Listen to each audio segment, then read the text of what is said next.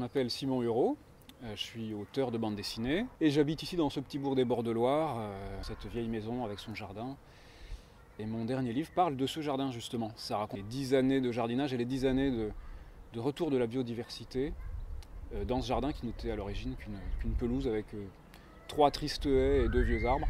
Je fais de la bande dessinée surtout. Intrus à l'étrange, Le Massacre, L'Empire des Hauts Murs, Tout doit disparaître et Crève saucisse avec Pascal Rabaté. 1000 parages, Palace et Bureau des prolongations, dernièrement Rougimba aussi. Et là, je raconte la vie de quelqu'un qui vit au Groenland depuis 30 ans. Après le jardin et sa verdure, les glaces du fjord Sermilik, voilà, changement total de registre et de couleur. Ce qu'on a envie de te demander en premier, c'est l'idée de l'album en fait. Est-ce que c'est vraiment comme ça que ça s'est passé, le matin, au petit déjeuner, en écoutant France Inter, Nicolas Hulot qui claque la porte du ministère?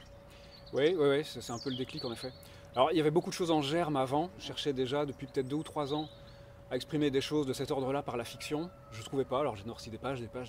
Et quand en effet j'ai entendu Nicolas Hulot démissionner en direct, en parlant avec émotion de cette biodiversité qui fond comme neige au soleil, j'ai eu une sorte de déclic en me disant que oui, je constatais la même chose que lui, ça me touchait de la même façon que lui, mais que moi dans mon petit jardin personnel, individuel, je constatais l'inverse. C'est-à-dire qu'on est parti d'un espace extrêmement pauvre en vie, pauvre en biodiversité. Il n'y a rien de plus facile que de la faire disparaître, en effet, c'est pas compliqué, il suffit de couler une dalle de béton et il ne se passe plus rien. Mais à l'inverse, alors c'est un peu plus long évidemment, mais faire revivre un jardin, c'est possible. J'ai eu cette idée d'utiliser l'exemple de mon jardin, dans lequel je jardine depuis 10 ans, et de montrer chronologiquement, progressivement, comme la biodiversité est revenue, au fur et à mesure qu'on y faisait des choses, en le respectant, en y apportant des choses, en en enlevant, en l'enrichissant. Enfin, 1000 gestes qui font qu'on part d'une pelouse stérile et on arrive à un endroit qui regorge de vie et qui n'a jamais fini d'attirer plus de vie encore, puisque évidemment c'est en perpétuelle évolution et on continue de jardiner, de rajouter des plantes, de compléter des biotopes. De découvrir des nouvelles espèces. Et en effet, je continue de prendre des notes, là ça m'a mis un peu le pied à l'étrier. Et c'est vrai que tous les ans, il y a des espèces dont je ne connaissais même pas l'existence d'ailleurs, que je vais vérifier du coup dans mes guides. Il y a un côté curiosité, un peu manuel d'amateur pour un petit peu voir quelle espèce tu dessines. Après tu vas voir comment ça se passe. Alors la curiosité était là à la base, elle a été renforcée par le travail sur l'Oasis. Je m'intéressais déjà beaucoup à tout ça, donc globalement tous les oiseaux qu'on a là dans le jardin, je les connaissais déjà à peu près avant. J'ai pas forcément eu besoin de chercher longtemps. Ou alors par exemple la femelle de la fauvette à tête noire, la première fois que je l'ai vue, elle a une petite calotte toute marron sur la tête. Ça me disait rien du tout, je voyais pas. Ou certains insectes que j'avais jamais vus avant, ou des araignées. Je commence à découvrir à quel point je suis ignorant en matière d'araignées, et à quel point c'est un vaste monde. J'ai découvert l'épère dromadaire, je savais même pas qu'elle existait. Elle est apparue comme ça un beau jour dans le jardin. Mais j'ai eu la surprise et la chance de voir l'épère faciée que j'aime beaucoup aussi. Donc c'est fascinant de se dire que dans un petit jardin comme celui-ci, c'est infini.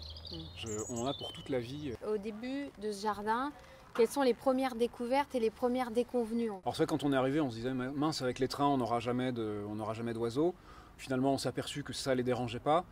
Pour autant, on n'en avait pas beaucoup parce qu'il n'y avait pas vraiment d'arbres non plus. Première chose qu'on a faite, c'est d'enlever tout ce qui ne correspondait pas, par exemple les haies de cotonéaster taillées au taille-haie, donc comme des grosses murailles. Quand on les enlève, c'est tout vide à l'intérieur. Très vite, on s'y est mis. Alors, en effet, pas de projet, si ce n'est d'avoir un jardin comme on aime, donc avec des plantes qu'on aime, avec de la vie. Moi, j'avais besoin de vie parce que pour moi, le jardin, c'est le début de la nature. Enfin, c'est la porte d'entrée de la nature, donc c'est le début de la vie aussi.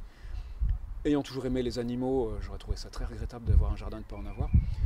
Donc il y a 1000 choses qu'on a faites, d'abord des arrachages, puis très vite des plantations. Très vite, la première année, on a dû aller acheter quelques arbres fruitiers.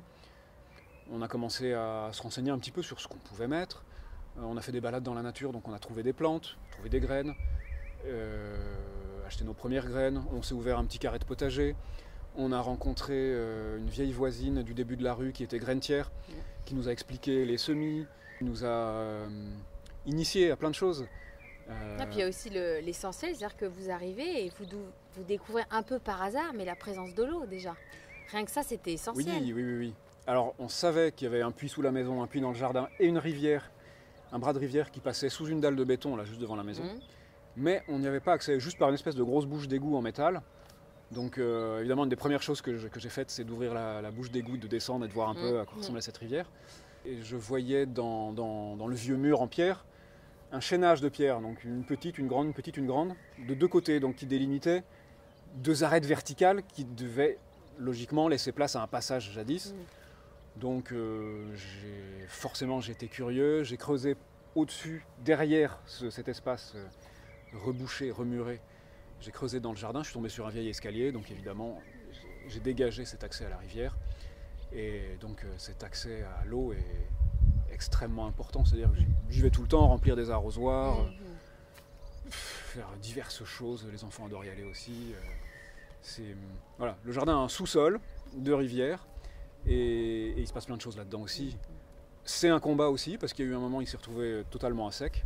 Alors il a fallu remonter un petit peu pour savoir pourquoi. En fait, sur le cours principal, un seuil s'était brisé, il a fallu aller voir la mairie, etc. Enfin, toute une longue démarche compliquée.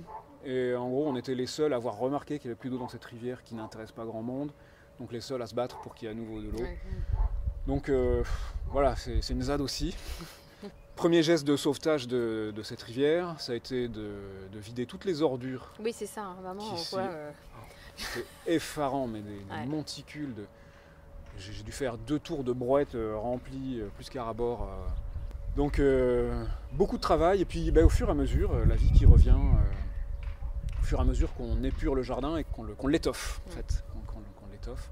Puis le plaisir de voir se créer des petits biotopes, des choses qui arrivent toutes seules, qui se complètent, c'est un grand bonheur d'accompagner cette évolution. Et de se rendre compte aussi que les animaux, les petits animaux ont aussi trouvé leur place, notamment des hôtels à insectes. C'est vrai que découvrir que tiens, si on laisse un tas de fagots dans un coin, ça profitera forcément à une espèce, on ne saura pas forcément laquelle parce qu'on ne va pas aller fouiller. Ce sera peut-être un crapaud, des lézards, des insectes, des cloportes. Mais tout ce qui pourra s'y trouver sera bien là, et quand on va à la déchetterie, c'est pour mettre des ordures de l'ancien propriétaire, mais c'est pas pour y mettre des déchets verts par exemple. On s'est acheté un broyeur et tous les déchets verts sont réutilisables, ça c'est formidable. On jette rien du jardin. En fait, rien ne sort de ce jardin pour aller à la poubelle, tout est réutilisable. Même quand je trouve des cailloux, je les réutilise, j'en fais des tas, des piles, ça va très bien aux lézards. Après on peut les réutiliser dans les travaux ou dans des murs de pierre sèche, il y a toujours moyen de s'arranger, mais le jardin ne produit pas d'ordures. Et voilà, le jardin se nourrit de ses propres déchets, c'est formidable. Y compris des nôtres, voilà, les résidus de cuisine, les épluchures et tout, ça trouve tout naturellement place. Si c'est pas les poules, c'est le potager, quoi. Donc quelles sont les mauvaises découvertes? Des choses que malheureusement tu aurais bien aimé tenir éloignées de ton jardin et finalement ça t'est tombé dessus comme les autres? Ouais, faut commencer par les espèces exotiques comme le frelon asiatique et la pyrale du buis par exemple. Le frelon asiatique, quand il est arrivé, ça a été assez massif, on en a très vite eu beaucoup.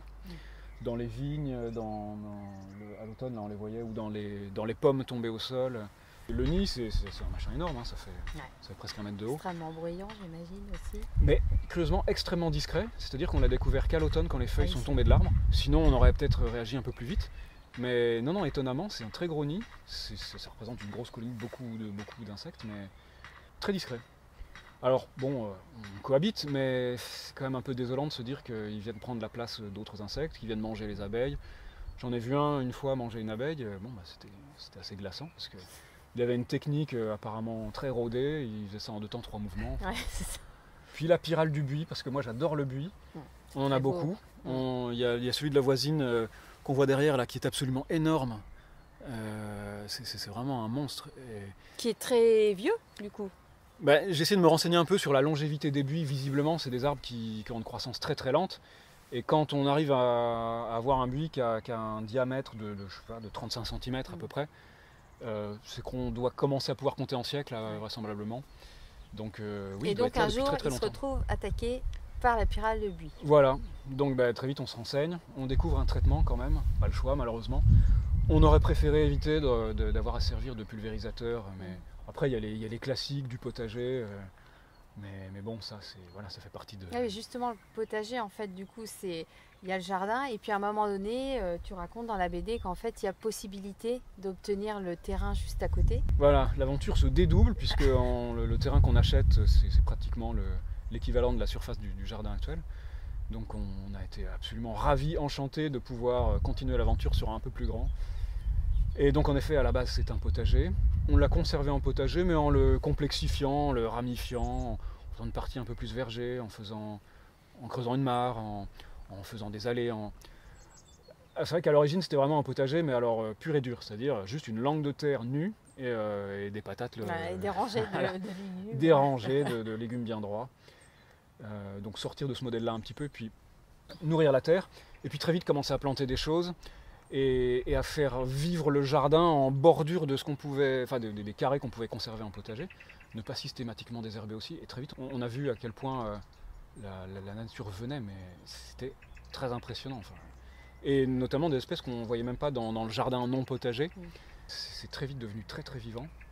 Ouais, suite de l'aventure, puis voilà, avec des projets et des idées différentes. Et découverte de nouvelles espèces, voilà. Oui, tout à fait. Les dorifores notamment. Oui, qui voilà. Qui ne vous empêche pas de manger des pommes de terre, il y a de la place pour tout le monde. Exactement. Il y a certains insectes qui font moins plaisir que d'autres. Les dorifores, je les trouve magnifiques sur les pommes de terre, et malgré tout, on peut toujours manger des pommes de terre, ça les tue pas. Alors peut-être qu'elles sont légèrement moins grosses quand il y en a beaucoup. Non, ce qui est plus gênant, par exemple, c'est les petits vers qu'il y a dans les cerises. Là, bon, quand chaque cerise est véreuse et que ça la rend marron et que ça la fait pourrir assez vite, c'est quand même un petit peu frustrant. On mange quand même quelques cerises, sinon on les congèle et puis on fait des tartes après, quoi.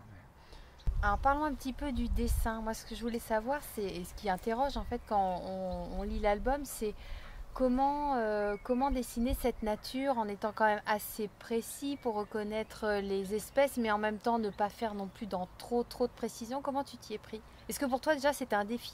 Ah oui, c'était un sacré défi. Déjà la couleur verte, j'ai énormément de mal à l'utiliser, et là j'avais pas le choix. Franchement, pour parler de jardin de verdure, fallait la couleur verte. Je me suis forcé. Et ensuite, c'est vrai que c'était très très compliqué parce que dessiner un jardin, c'est plein d'espèces végétales en même temps. On ne peut pas être d'une précision diabolique qui fera qu'à 50 mètres on reconnaîtra un rosier d'un lilas. Donc essayer de trouver comme des codes un peu en quelque sorte qui fassent que on puisse reconnaître quand même. Alors après, si je zoome, si je parle d'une plante en particulier, forcément je vais essayer d'être précis. Un certain nombre de fois, je suis venu faire des croquis dans le jardin pour avoir la forme exacte de la feuille, pour pouvoir dessiner correctement telle ou telle plante.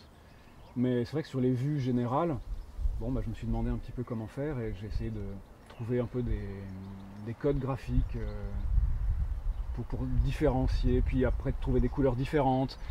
Et les différents plans de jardin, finalement, c'est des formes abstraites, tout ça, les volumes de feuillage de tel et tel arbre. Par exemple, les papillons, on les voit un peu comme des planches de naturalistes, en fait, vraiment bien exposées, on voit bien les dessins, etc. Ça, il y avait une envie vraiment de mettre en valeur la nature dans ce qu'elle a de plus beau et plus fascinante, en fait. Oui, tout à fait. Alors, j'ai toujours aimé les planches de vieux livres de sciences naturelles. J'ai toujours aimé les collections de sciences naturelles, d'insectes, les boîtes, etc.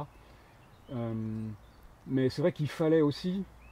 pour révéler la nature qui ne fait que passer, si on la regarde comme ça dans le jardin, on verra un papillon passer, on trouvera ça joli.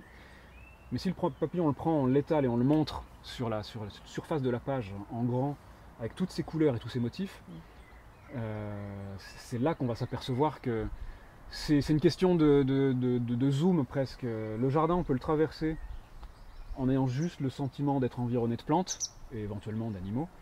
Mais dès lors qu'on s'arrête et qu'on se rapproche des choses, tout d'un coup elles apparaissent. Et même moi qui avais déjà un peu l'habitude de le faire, je suis tout le temps en train de découvrir à quel point on voit mieux les choses en s'en rapprochant, parce que j'ai commencé ce travail dans l'Oasis et que je continue à prendre des notes et à me pencher sur toutes ces espèces que je vois. Et ce qui transparaît dans tout le livre, c'est l'émerveillement, toujours. L'émerveillement devant les beautés des arbres, des feuilles, des insectes, des papillons. Et ça, c'est vraiment quelque chose qui traverse tout le livre, je trouve. C'est l'émerveillement perpétuel. Ça, j'y tenais. Alors, c'est sincère, hein. D'abord, oui, bien sûr, j'y peux rien, c'est ma nature aussi.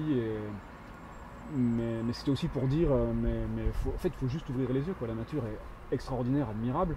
Et il n'y a pas besoin d'avoir 4 hectares pour commencer à la voir. Là, on doit avoir dans les 2 fois 500 mètres carrés. C'est pas immense, mais on n'aurait que 50 mètres carrés, ce serait suffisant pour être constamment émerveillé.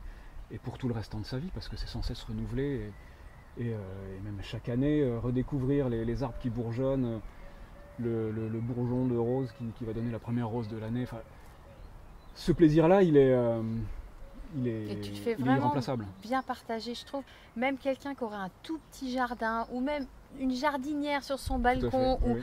ça donne envie. C'est vraiment une BD qu'on a envie d'offrir parce qu'elle fait du bien. On peut déjà essayer de faire revenir un peu cette nature qui en fait ne demande qu'à revenir et à être là.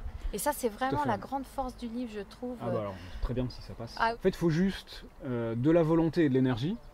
Mais après, le reste, c'est même pas une question de moyens, à peine une question de connaissance. Et de toute façon, on peut constamment apprendre, on n'a jamais fini d'apprendre. C'est à la portée de tout le monde.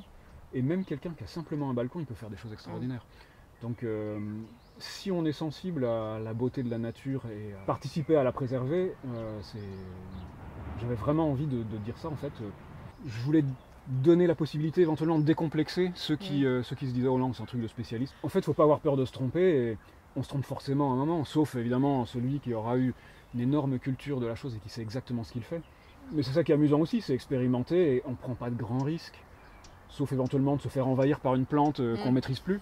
Je sais pas, si on est envahi par les violettes, on peut peut-être se dire que finalement c'est une jolie plante et que c'est peut-être pas si mal d'être envahi par les violettes et qu'on n'est pas obligé de les éradiquer systématiquement ou comme les pâquerettes dans la pelouse.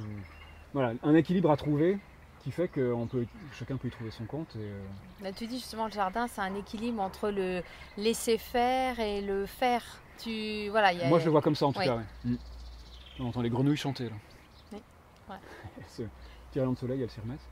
T'as l'art de faire parler la chauve-souris, le serpent. Voilà, il y a des petites touches comme ça qui rendent les choses très faciles, très agréables à lire.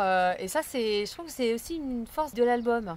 Bah ça c'est important pour moi. D'abord, faire parler les animaux, c'est les faire exister, comme des acteurs à part entière de ce jardin et donc de ce livre. Et puis l'humour, oui, c'est vrai que la biodiversité aujourd'hui, quand elle est abordée, c'est sur un ton dramatique. Bon, à juste titre, puisque on peut quand même s'inquiéter du fait qu'elle soit sérieusement menacée, voire dégradée. Mais on a aussi le droit d'en parler avec humour, a fortiori s'il s'agit de dire qu'on peut la faire revenir et qu'elle arrive et qu'elle revient d'elle-même toute seule, sans artifice en fin de compte, parce qu'il n'y a pas d'artifice. Je fais mon jardin, les oiseaux viennent, ou les insectes, ou quoi que ce soit. Donc c'est un processus naturel en fin de compte. Que j'aide et que je favorise, mais c'est naturel. Donc moi c'était important de faire vivre les animaux, puis de leur faire apporter leur petite touche d'humour, ils ont le droit de s'exprimer aussi. Voilà, je leur donne la parole, y compris aux chats qui sont un peu les adversaires de la biodiversité. C'est ça, voilà, on a l'impression. Ce sont à la fois mes amis, parce que je les adore, et mes ennemis dans cette lutte pour faire revenir la diversité au jardin. De toute façon, un jardin c'est un plaisir.